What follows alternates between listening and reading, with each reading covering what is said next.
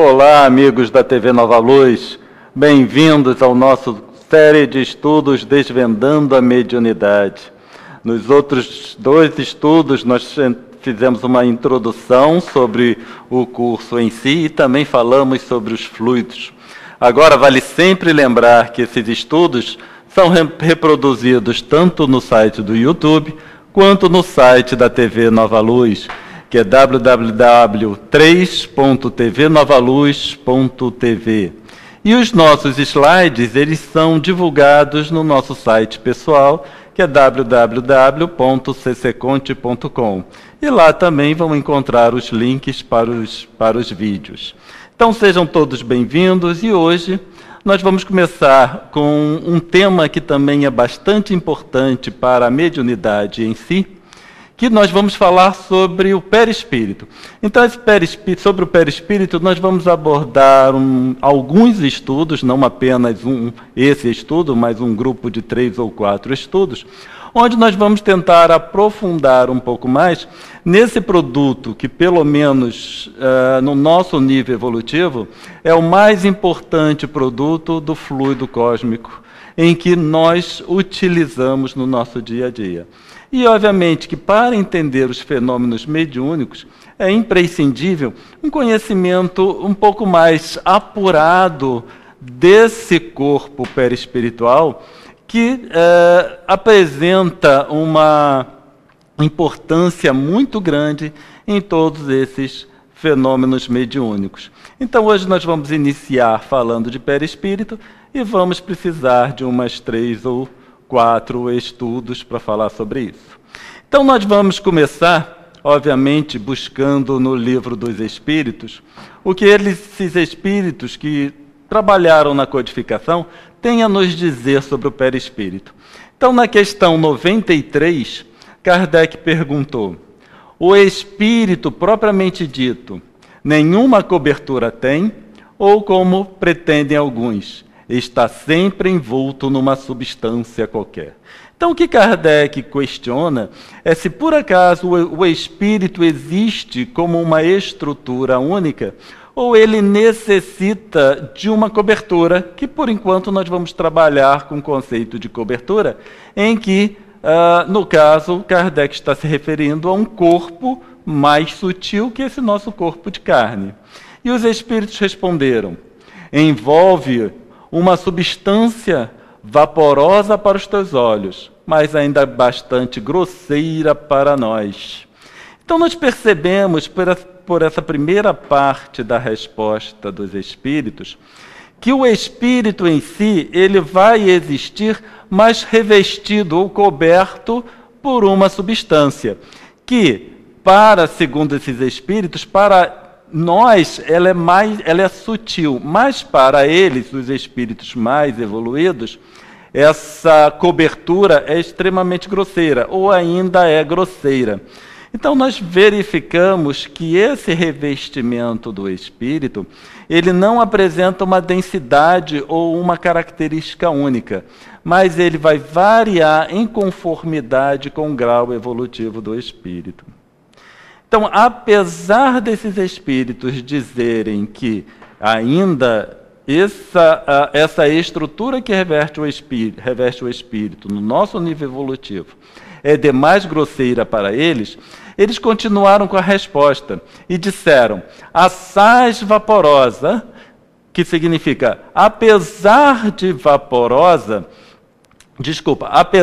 ainda grosseira,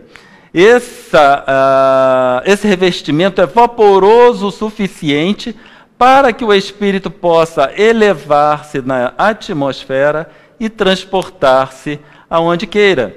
Então nós vemos que, apesar de grosseira ainda para os espíritos mais elevados, no nosso nível evolutivo, esse revestimento é vaporoso o suficiente para que o espírito possa se elevar na atmosfera e que possa ir aonde o queira. Então, assim, nós percebemos que esse corpo que esses espíritos se referem, eles dão uma certa liberdade ao espírito, uma liberdade maior do que quando esse espírito está ligado ao corpo físico. E aí a gente precisa, né, aprofundar um pouco mais essa questão, e nós vamos na questão 186 do Livro dos Espíritos. E Kardec perguntou: haverá mundos onde o espírito, deixando de revestir corpos materiais, só tenha por envoltório o perispírito? Então Kardec está interessado em saber se, saindo desse mundo que nós conhecemos, em que o espírito ainda utiliza uma ferramenta tão densa quanto o nosso corpo, e também essa componente que o reveste, que é mais sutil, se existem mundos em que esse revestimento deixa de existir. E os espíritos então responderam o seguinte: e mesmo esse envoltório se torna tão etéreo que para vós é como se não existisse.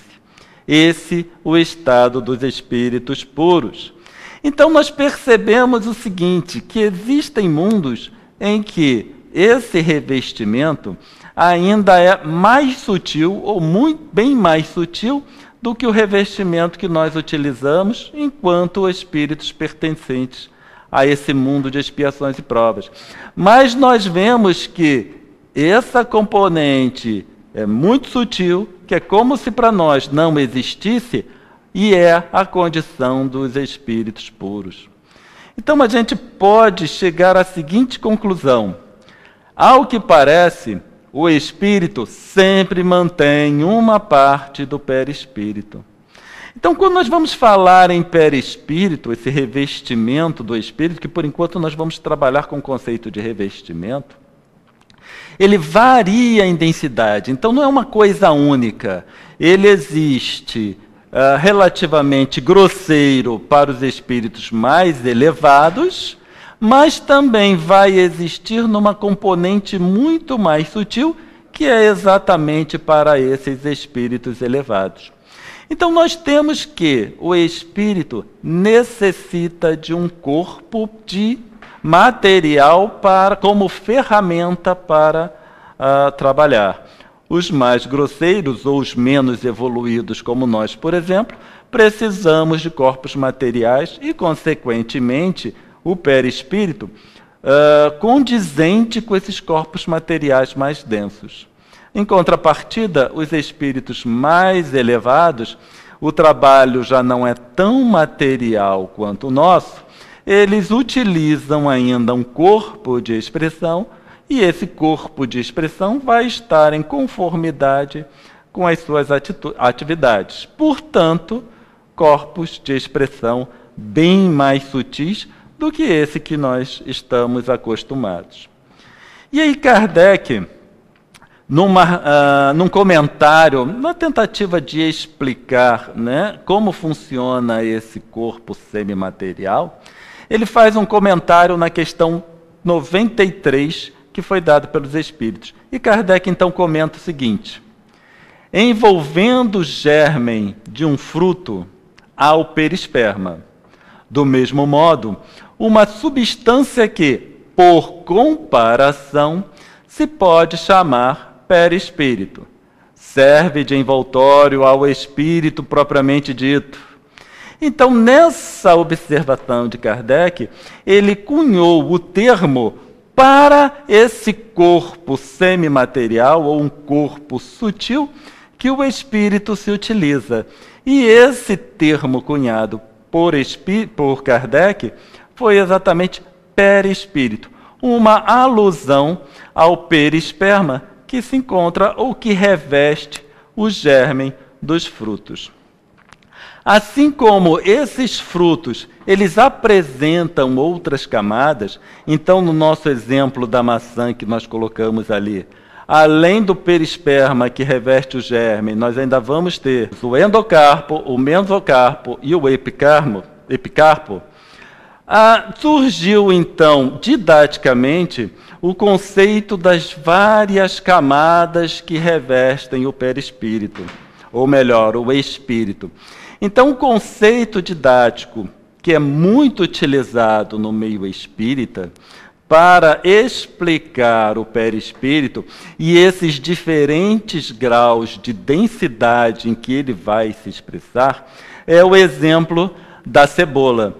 Então, nas casas espíritas, novamente, numa conceituação bastante didática, se utiliza o conceito de cebola para explicar as variadas camadas do perispírito envolvendo o espírito por si mesmo.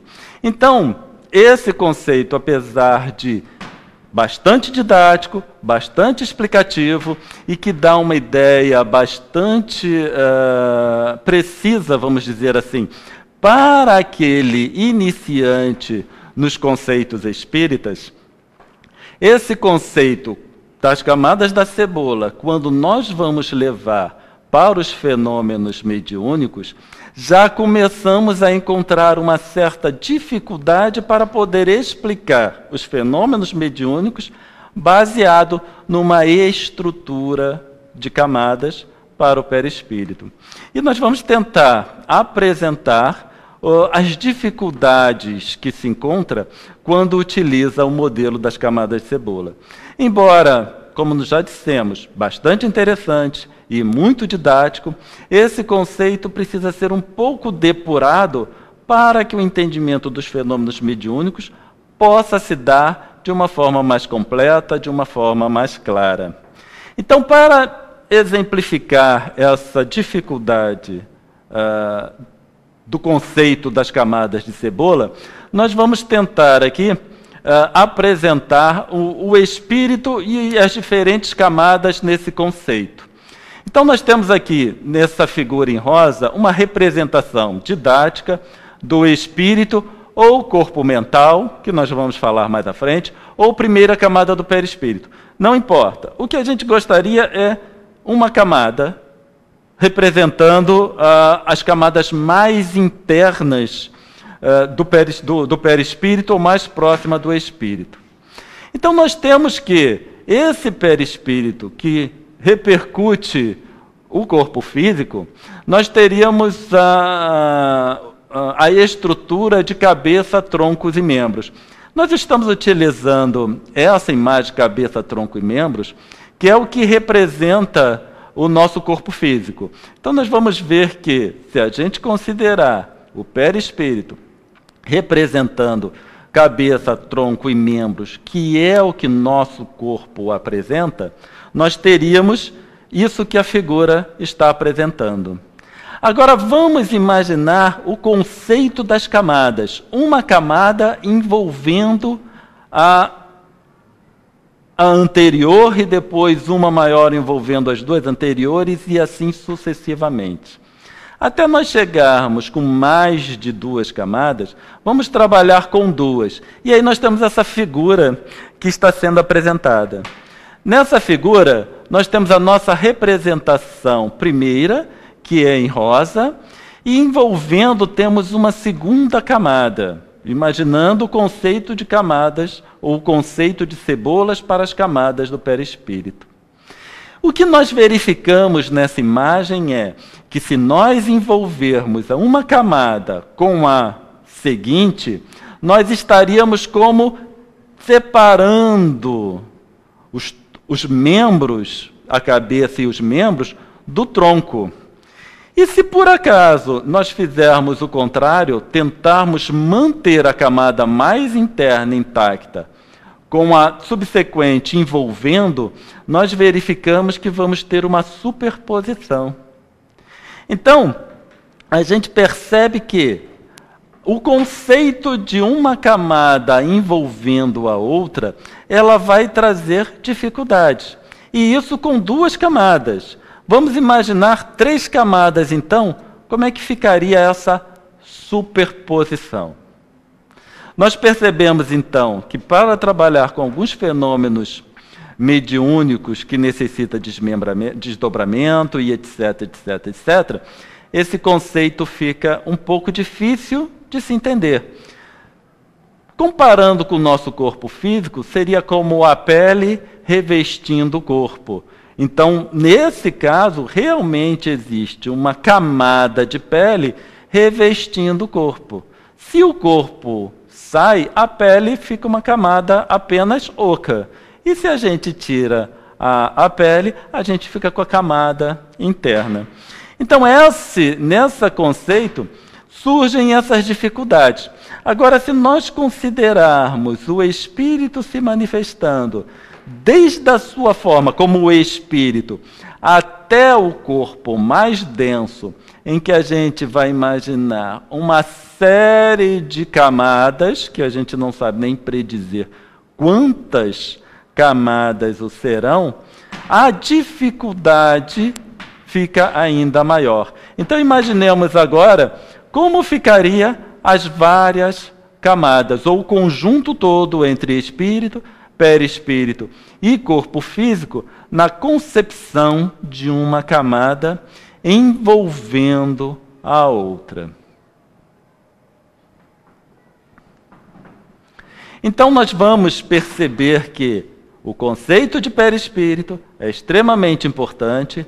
O conceito que Kardec trouxe, comparando com perisperma, foi mais para poder elaborar um termo próprio para nós nos referirmos a esse corpo semimaterial, ou esse corpo mais sutil, em que ele, comparando com o fruto, ele chamou de perispírito. E aí nós temos que a ideia do perispírito, analisada por Kardec e apresentada como observação na questão 93 de O Livro dos Espíritos, deve ser considerada como uma forma didática de apresentar algo complexo. Então, o conceito de perispírito, ou esse corpo sutil, ele é extremamente complexo. E Kardec utilizou, então, uma forma de explicar algo novo que vinha surgindo e que se não tinha ainda muito conhecimento a respeito.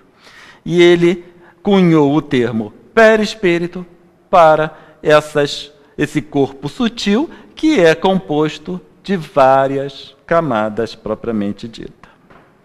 Então, nós ainda continuamos com a questão espírito, perispírito e corpo físico. E isso se mantém. O espírito, quando desencarna, ele perde ou ele deixa o seu corpo físico. E ele segue com o corpo perispiritual ou perispírito propriamente dito. E como existem ou coexistem o espírito nessas variadas formas de expressão?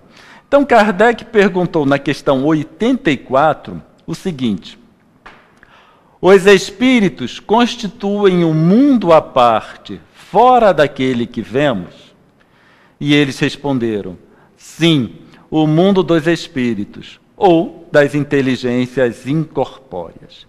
Quando a gente vai analisar essa resposta da questão 94, em que eles falam o mundo dos espíritos, nós temos a sensação de que os espíritos estão lá, em algum lugar, no mundo dos espíritos, e nós estamos aqui na Terra, que é o mundo dos encarnados.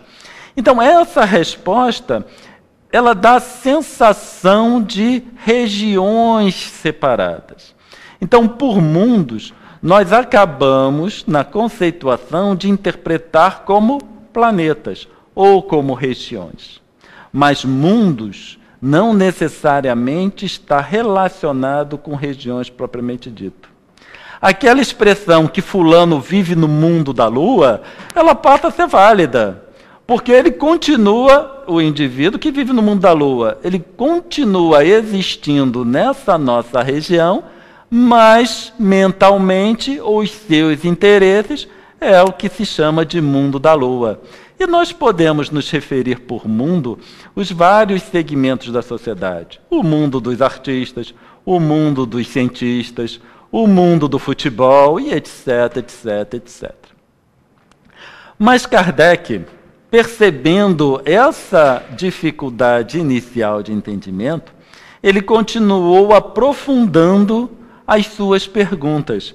Então ele pergunta na questão 87 o seguinte: ocupam os espíritos uma região determinada e circunscrita no espaço, aí Kardec já está interessado em saber, ele já faz a pergunta direta. Esse mundo são regiões distintas, significa os espíritos desencarnados estão lá, em algum lugar, no mundo dos espíritos, e nós estamos aqui, no nosso planeta Terra. É isso que acontece ou não? E aí os espíritos responderam: estão por toda parte, povoam infinitamente os espaços infinitos. Tendes muitos deles de contínuo ao vosso lado, observando-vos e sobre vós atuando, sem o perceberdes. Essa resposta, ela é bastante interessante, porque ela acaba deixando claro para nós que não existe um mundo dos espíritos, uma região específica onde os espíritos, para onde os espíritos desencarnados vão.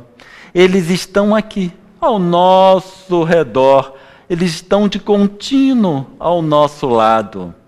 Então não existe mais diferença, espíritos desencarnados indo para uma região específica e espíritos encarnados existindo numa região também específica e diferente. Os seres da criação não vivem isolados entre si, apenas porque um está encarnado e o outro está desencarnado. Muitas vezes, a ideia de que existem espíritos ao nosso redor pode assustar um pouco. Mas nós vamos, ou precisamos ter em mente que nós somos espíritos. Nós também somos espíritos. Então não são eles, os espíritos, e nós. Não, somos nós como um todo. Nós encarnados e também nós, espíritos desencarnados. A nossa essência material, como espíritos, ela é importante para nós nos vermos como fazendo parte da criação. E para terminar esse estudo, nós vamos buscar uma explicação no livro Evolução em Dois Mundos, que foi trazido pelo espírito André Luiz, sob a psicografia de Chico Xavier, exatamente no capítulo 13, em que André Luiz fala sobre esferas espirituais. Ele diz o seguinte: muitos comunicantes da vida espiritual têm afirmado, em diversos países, que o plano imediato à residência dos homens jaz subdivididos em várias esferas.